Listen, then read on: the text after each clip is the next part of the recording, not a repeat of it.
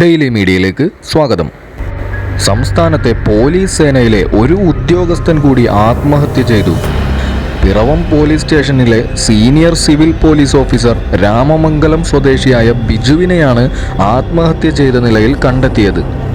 ചൊവ്വാഴ്ച ഉച്ചയ്ക്ക് 12 മണിയോടെ അയൽവാസികളാണ് ബിജുവിനെ ജീവനൊടുക്കിയ നിലയിൽ കണ്ടെത്തിയത്.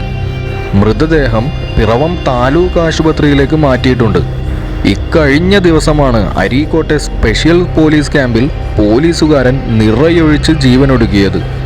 സ്വന്തം തലയിലേക്ക് വെടിയുതിർത്താണ് അദ്ദേഹം ആത്മഹത്യ ചെയ്തത്. ഇതിനു പിന്നാലെയാണ് ഇന്ന് വീണ്ടും പോലീസിൽ ആത്മഹത്യ. കടുത്ത മാനസിക സമ്മർദ്ദം കാരണം പോലീസുകാർ ജീവനൊടുക്കുന്നത് ഒരു തുടർക്കഥയാവുകയാണ്. ഗർഭിണിയായ ഭാര്യയെ പരിചരിക്കാനും മരണക്കിടക്കയിലുള്ള മാതാപിതാക്കളെ ശുശ്രൂഷിക്കാനും വിവാഹ വാർഷികത്തിന് കുടുംബത്തോടൊപ്പം ഒത്തുകൂടാനും ഒന്നും കഴിയാത്ത സ്ഥിതിയാണ് ഇന്നത്തെ പോലീസുകാർക്കുള്ളത്. കുട്ടികളുടെ പിറന്നാളിനും മറ്റത്യാവശ്യങ്ങളിലുമെല്ലാം പോലീസുകാർക്ക് അവധി നൽകണമെന്നാണ് DGPയുടെ സർക്കുലർ. എന്നാൽ ഇത് പാലിക്കാറില്ലെന്നു മാത്രം.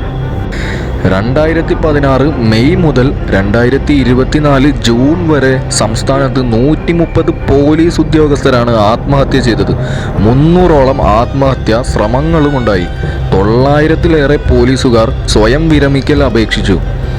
200ഓളം പേർ സ്വയം വിരമിച്ചു.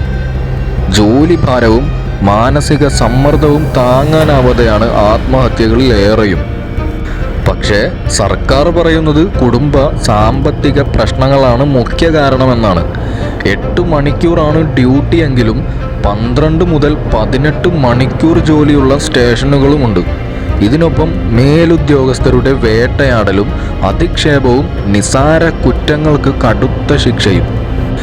പോലീസുകാരെ മാനസികമായി ശക്തരാക്കാൻ കൗൺസിലിങ്ങും യോഗയും പരീക്ഷിച്ചു. സേനാംഗങ്ങളുടെ മാനസിക കുടുംബ പ്രശ്നങ്ങൾ പരിഹരിക്കാൻ സൈക്കോളജിസ്റ്റുകൾ ഉൾപ്പെടെ സമിതിയും ഉണ്ടാക്കി.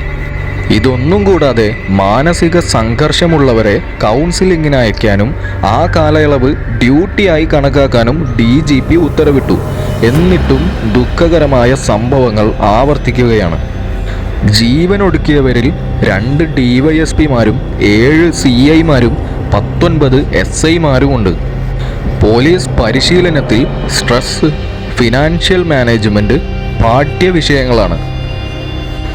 ജോലി സമ്മർദ്ദം കുറയ്ക്കാൻ വിശ്രമവും ഡേ ഓഫും അനുവദിക്കുന്നുമുണ്ടെന്നാണ് പോലീസ് ഭാഷ്യം. പോലീസിലെ ആത്മഹത്യകളെക്കുറിച്ച് ഒന്നിനു പിറകെ ഒന്നായി പഠനങ്ങൾ നടന്നുകൊണ്ടിരിക്കുകയാണ്. സോഷ്യൽ പോലീസാണ് ഗൂഗിൾ ഫോം സർവേയിലൂടെ പുതുതായി പഠിക്കുന്നത്. എന്തായാലും പോലീസ് ഡിപ്പാർട്ട്മെന്റിലെ താങ്ങാനാവാത്ത ജോലിഭാരം ഉദ്യോഗസ്ഥർക്കിടയിൽ ഒരു തീരാ ദുഃഖമായി തുടരുകയാണ്.